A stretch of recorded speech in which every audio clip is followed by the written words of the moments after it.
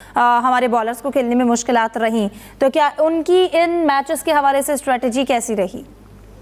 देखिए के बिल्कुल एक नए स्पिनर हैं, बहुत ज्यादा कारगर नहीं हुए थे, लेकिन दूसरी इनिंग्स ने शोएब में बहुत अच्छी बॉलिंग की, उनकी इब्तदाई कामयाबी में दिखाई और 4 विकेट ली थी। जैक लीच उनके इंतहाई तजर्बाकार हैं।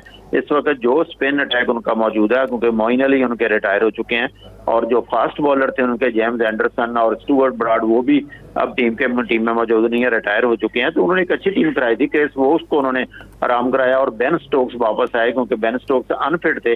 आखिरी मैच श्रीलंका के खिलाफ खेले थे। मुल्तान टेस्ट में भी 100% फिटनेस हासिल करने के चक्कर में उनको बाहर बिठाया गया था। ओली पॉप ने वहां पे कप्तानी की थी। तो 1 या 2 चेंजेस यकीनी तौर पर इंग्लैंड की टीम भी रावलपिंडी की पिच को देखकर यकीनी तौर पर करेगी। जी, ये बहुत गैर मामूली फतह है पाकिस्तान क्रिकेट। जैसे पिछला मैच हम हारे थे, उस वक्त तो ऐसा लग रहा था जैसे शायकीन क्रिकेट के लिए दुनिया ही खत्म हो गई है, क्योंकि इतना बड़ा स्कोर करने के बाद हारे। और टेस्ट क्रिकेट की 100 ईयर से ज्यादा की हिस्ट्री में ऐसा हुआ था।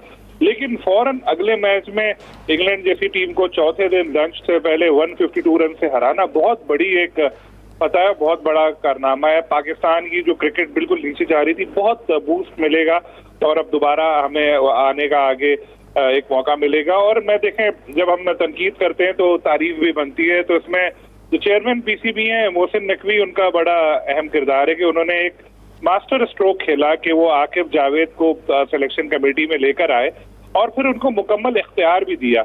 एक साथ बाबर आजम को, शाहीन आफरीदी को, नसीम शाह को, सरफराज को बाहर बिठाना आसान फैसला नहीं था, बड़ी तनकीद भी हुई। और उसके बाद नए प्लेयर जैसे कामरान गुलाम बड़े चांस के मुंतजर थे, उनको लेकर आए। फिर फिटनेस के हवाले से जो कहे कि स्पिनर्स को नहीं खिलाया जा रहा था क्योंकि ये जाहिद है, नौमान है, ये साजिद है, इनकी एज पे भी एतराज होता है। लेकिन उन्होंने कहा नहीं, अभी हमें जीतना है। एक ऐसी पिच जो यूज थी उस पर एक और मैच कराना। और फिर जो उन्होंने कहा था, अमूमन जो बनते हैं प्लान वो इम्प्लीमेंट नहीं हो पाते, वो हुआ। साजिद खान की परफॉर्मेंस देखें, नौमान की परफॉर्मेंस देखें, कामरान की परफॉर्मेंस देखें, तो इन्हीं लोगों ने हमें मैच जिताया है जो टीम में नहीं थे। और अगर पुराना माइंडसेट चल रहा होता तो शायद इस मैच में भी वो नहीं खेल रहे होते और हम एक और मैच और सीरीज हार चुके होते। तो एक इस तरह के बोल्ड डिसीजन लेने की जरूरत थी। जो आकिब जावेद आए, उनको इख्तियार मिला, उन्होंने लिया और उसके बाद टीम ने एक जबरदस्त ये मैच जीता और बिल्कुल दाद की मुस्तहक है। शान मसूद के ऊपर से भी एक प्रेशर हटा होगा, मुसलसल 6 मैच हारकर नाकाम तरीन पाकिस्तान के कप्तान बन गए थे वो। लेकिन अब अच्छा है, उनको भी थोड़ा सुख का सांस लेने का मौका मिला होगा। और अब देखें, जो किसी की स्ट्रेंथ है, आप अगर उसी से फायदा नहीं उठा रहे तो फिर उसका नतीजा शिकस्तों की सूरत में भुगतना पड़ता है। पाकिस्तान की जो पहले ये गोरे आते थे, ऑस्ट्रेलिया, इंग्लैंड या दूसरी टीमें इस तरह आती थी, तो हम उनको स्पिनर्स की वजह से ही हराते थे। फिर बदकिस्मती से हमें स्पिनर्स मिलना कम हो गए। फिर जो पुराने स्पिनर्स खेल रहे थे उनको हमने कहा कि यार इनकी उम्र ज्यादा हो गई या इनकी फिटनेस जो है वो बुक वाली नहीं है कि भाई इतने फिट होना चाहिए उनको, इस वजह से उनको नजरअंदाज किया। हालांकि जीतने के लिए अगर बंदा मैच फिट है, फील्डिंग कर रहा है और बॉलिंग कर रहा है तो उसको खिलाया जा सकता है। या अगर बंदा कोई अच्छा परफॉर्म कर रहा है तो एज तो नजरअंदाज भी कर सकता है। मिसबाउल हक भी 40 के बाद खेलते रहे थे, शोएब मलिक भी काफी खेलते रहे, लेकिन अभी तो ये 40 के हो भी नहीं है ऑन पेपर पे।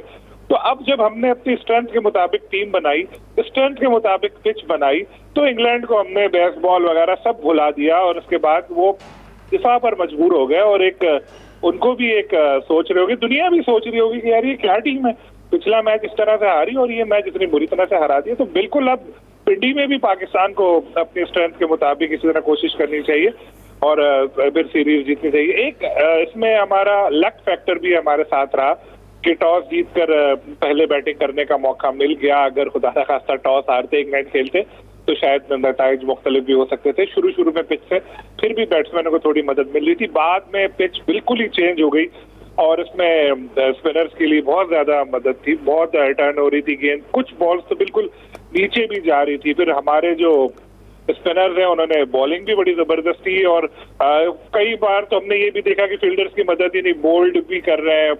और इंग्लैंड जिस तरह की क्रिकेट खेलता है वो अपना उन्होंने कोशिश की, लेकिन उसमें जाहिर है हर जगह वो इस तरह मार धाड़ चलती नहीं है। और जिस तरह की पिच हो गई थी, अगर हम देखें तो 9वां दिन था इस पिच पर और टेस्ट की जो पिच होती है 4थे 5वें दिन ही उसमें क्रैक्स पड़ना शुरू हो जाते।